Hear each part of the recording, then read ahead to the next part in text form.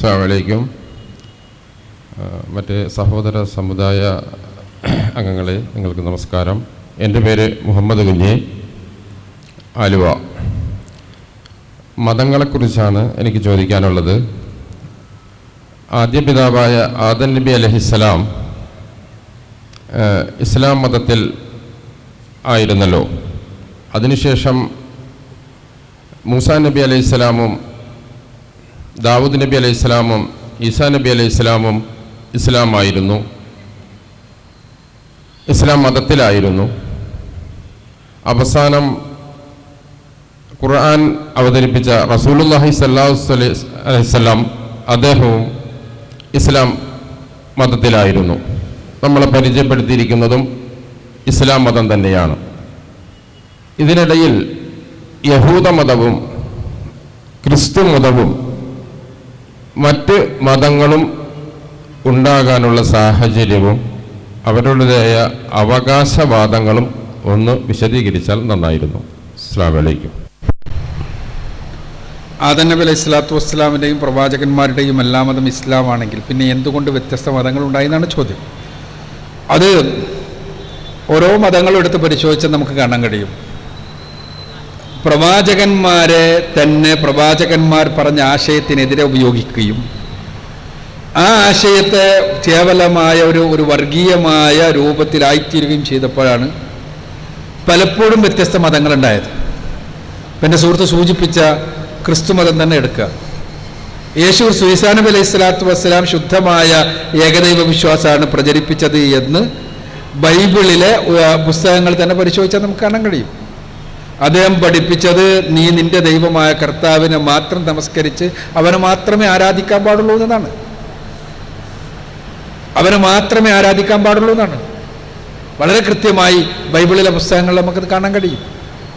അതേപോലെ തന്നെ ഏകസത്യ ദൈവമായ കർത്താവാണ് ഏക കർത്താവ് എന്നുള്ള യാഥാർത്ഥ്യമാണ് ബൈബിളിലെ പുസ്തകങ്ങളിൽ തന്നെ അക്കാര്യം കാണാൻ കഴിയും. ഖുർആനും അക്കാര്യം പറയുന്നു.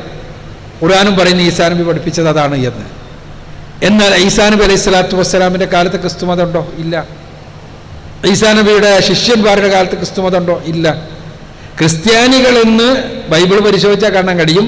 ക്രിസ്ത്യാനികളെന്ന് യേശുവിൻ്റെ ശിഷ്യന്മാരെ പിൽക്കാലഘട്ടത്തിലുള്ള ശത്രുക്കൾ അവരെ എതിർക്കാൻ വേണ്ടി, കളിയാക്കാൻ വേണ്ടി വിളിച്ചതാണ്. അവർ ക്രിസ്തുവിൻ്റെ ആളുകളാണ് ക്രിസ്ത്യാനികളെന്ന്, അല്ലാതെ അവർ സ്വീകരിച്ചതല്ല. പിൽക്കാലഘട്ടത്തിൽ വിശുദ്ധ പൗലോസ് എന്ന വ്യക്തി ക്രിസ്തുവിന് ദിവ്യത്വം നൽകിക്കൊണ്ട് ഒരു ഫിലോസഫി ഉണ്ടാക്കി. ആ ഫിലോസഫി പിൽക്കാലഘട്ടത്തിൽ ക്രിസ്തു തന്നെ ദൈവമായി തീർന്നു. ക്രിസ്തു അടക്കമുള്ള 3 പേർ ദൈവമായി തീർന്നു. ട്രിനിറ്റി ഉണ്ടായി. അതെല്ലാം കൂടി ഉണ്ടായിട്ടാണ് ഒരു ക്രിസ്തു മതം എന്ന മതം ഉണ്ടാവുന്നത്.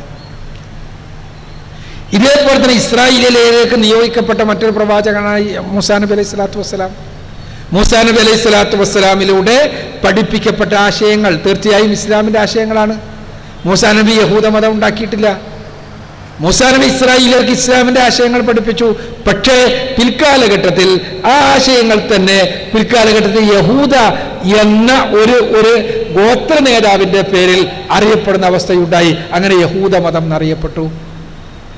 യഹൂദ എന്നത് അവരിൽപ്പെട്ട ഒരു ഗോത്രത്തിൻ്റെ നേതാവായിരുന്നു, അദ്ദേഹത്തിൻ്റെ പേരിൽ അറിയപ്പെട്ടു.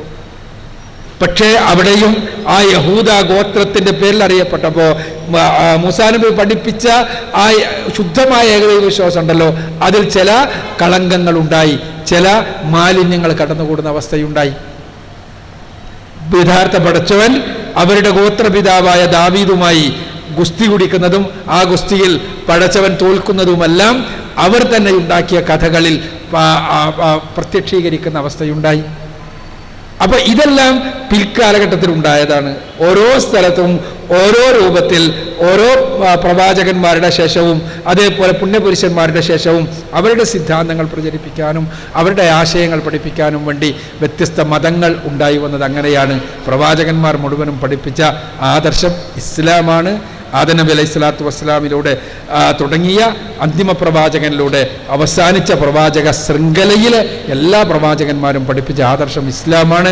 ആ ഇസ്ലാമിനെയാണ് ഇവിടെ തൻവീർ ഇവിടെ സമർപ്പിച്ചിട്ടുള്ളത്. ആ ഇസ്ലാമിനെയാണ് നമ്മൾ സമൂഹത്തിന് എത്തിച്ചു കൊടുക്കാനുള്ളത്. ആ ഇസ്ലാമിനെ കുറിച്ച തെറ്റിദ്ധാരണകളാണ് നമ്മൾ തിരുത്താൻ പരിശ്രമിക്കേണ്ടത്.